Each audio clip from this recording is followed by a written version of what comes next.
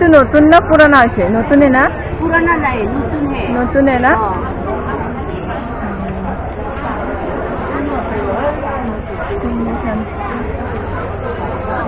1 kilo আছে না?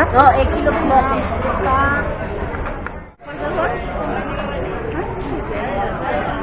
বহুদিন হ'ল কুংনি ধান খোৱা হোৱাই নাই, আজি বজাৰত হাতে দেখা পোৱাৰ কাৰণে লৈ লৈছোঁ ৰ'ব।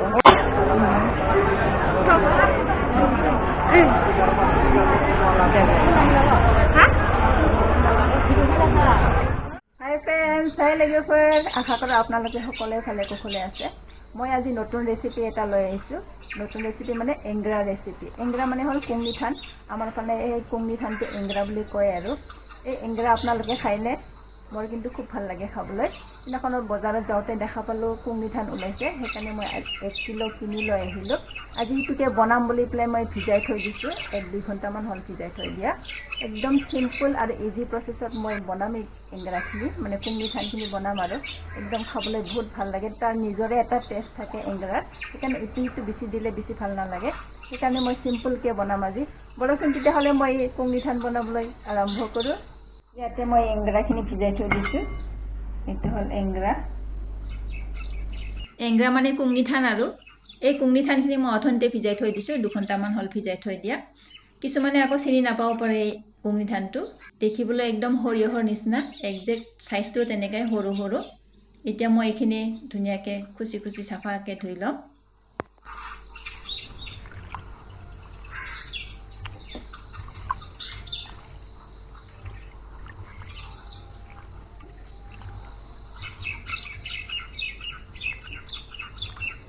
কুংনি ধানখিনি মই খুচি খুচি এবাৰ ধুই ল'লোঁ। এতিয়া মই পানীখিনি টুকি ল'ম।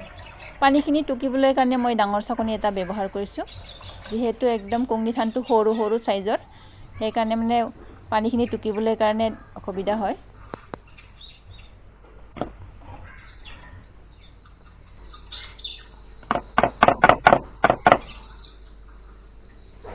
এবাৰ ধোৱা হৈ গ'ল, মই ছেকেণ্ড টাইম আৰু এবাৰ ধুই ল'ম।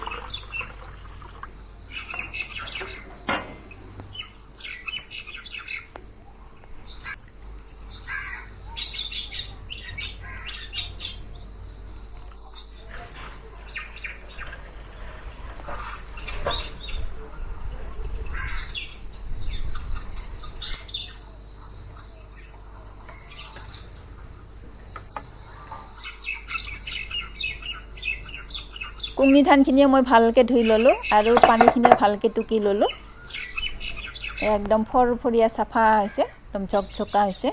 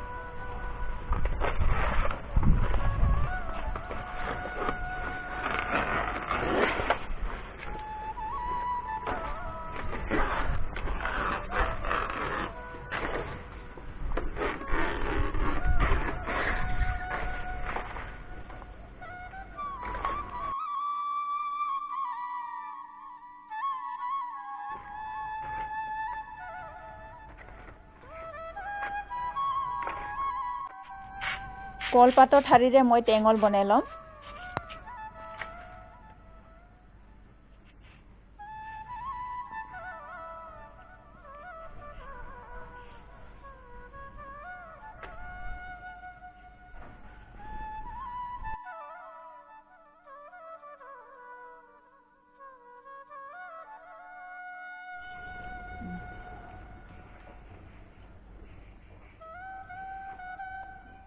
কলপাতখিনি ধুই ধাই চাফা কৰা হ'ল। এতিয়া মই কলপাতখিনি অলপ জুইত সেকি ল'ম।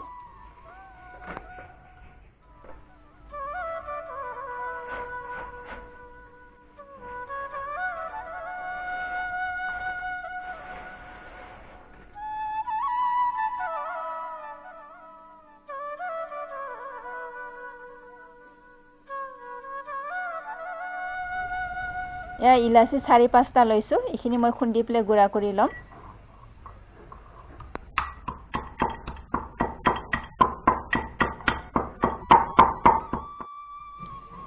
এই কুংনি ধানখিনি মই একদম চিম্পলকৈ বনাম। এয়া মই নিমখ দিম, অলপমান নিমখ দিম। আন্দাজমতে মই নিমখটো দি দিছোঁ। কিছুমানে আকৌ মিঠা খাই ভাল পায়। যিসকলে মিঠা খাই ভাল পায় তেওঁলোকে চেনিও দি ল'ব পাৰে। অলপমান চেনি দিলে মিঠা মিঠা খায়ো ভাল লাগিব। এয়া খুন্দি থোৱা ইলাচি গুড়াখিনি মই ইয়াৰ ওপৰত ছটিয়াই দিম চেণ্টৰ কাৰণে। ইলাচিখিনি দিলে মানে ভাল চেণ্ট এটা আহে। এতিয়া মই এইখিনি ধুনীয়াকৈ মিক্স কৰি ল'ম। চাৰিওফালে মিক্স কৰি দিম। নিমখখিনি তেতিয়া চবফালে ধুনীয়াকৈ লাগি যাব।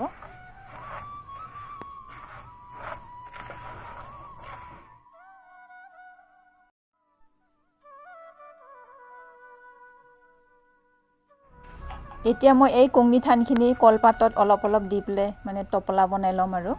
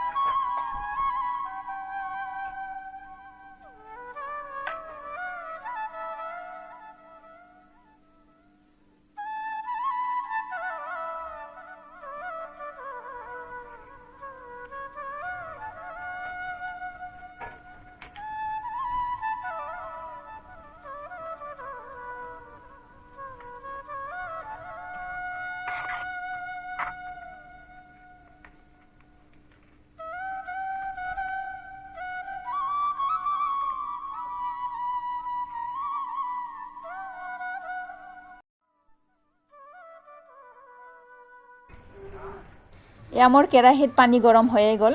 এই পানীখিনিতে মই এয়া কুংনি ধানৰ টোপোলাকেইটা দি পেলাই বইল কৰি ল'ম।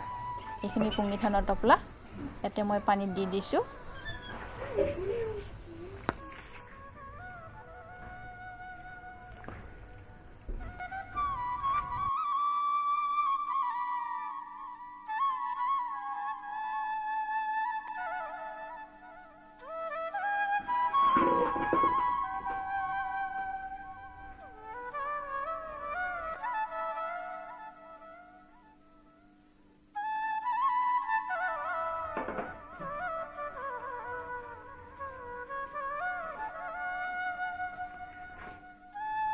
যিহেতু কুংনি ধানখিনি 2 ঘণ্টামান ভিজাই পেলাই নৰম কৰি লোৱা হৈছে, সেইকাৰণে এতিয়া মানে বেছি টাইম নালাগিব সিজিবলৈ কাৰণে।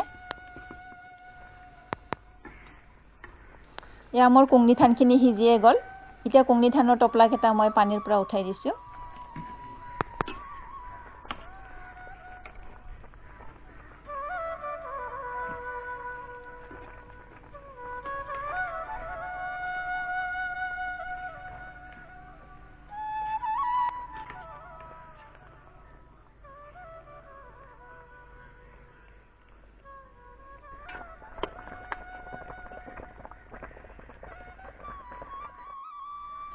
কুংনি ধানখিনি এনেকা পাতত দি পেলাই টোপোলা বনালে খুব খাবলৈ টেষ্টি হয়।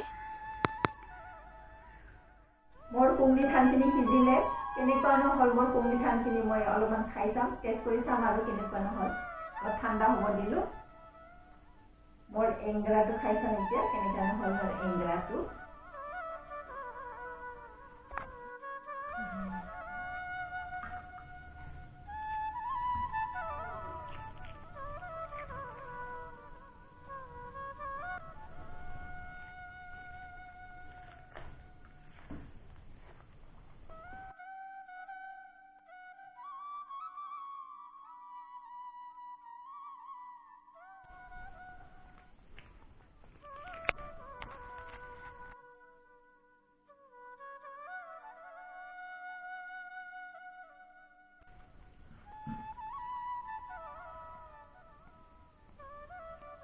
এনে এইটো টকন পিঠা টাইপৰে হয় মানে এংগ্ৰাটো একচুৱেলি এনে য়েল্লো হয় আজি মানে অলপ কুমলীয়া আছে চাগৈ মোৰ এংগ্ৰাটো সেইকাৰণে অকণমান মানে বগা টাইপৰ হৈছে আৰু খাবলৈ কেনেকুৱা হৈছে টেষ্ট এনে কিন্তু মোৰ কুমনি ধানটো খাবলৈ বেয়া হোৱা নাই ভালে হৈছে খালি কালাৰটো অলপ বগা হৈছে আৰু চাগৈ এইটো কুমলীয়া আছিলে সেইকাৰণে অলপ বগা হৈছে আৰু যিসকলে মোৰ কুমনি ধানৰ ৰেচিপিটো চাই আছে যদি ভাল লাগিছে লাইক কৰিব শ্বেয়াৰ কৰিব আৰু যিসকলে নতুনকৈ আহিছে মোৰ চেনেলত ছাবস্ক্ৰাইব কৰি দিব তেতিয়াহ'লে মই আজিলৈ আহিছোঁ নেক্সট ভিডিঅ'ত আকৌ লগ পাম বাই বাই ফ্ৰেণ্ডছ বাই লেজাৰফাৰ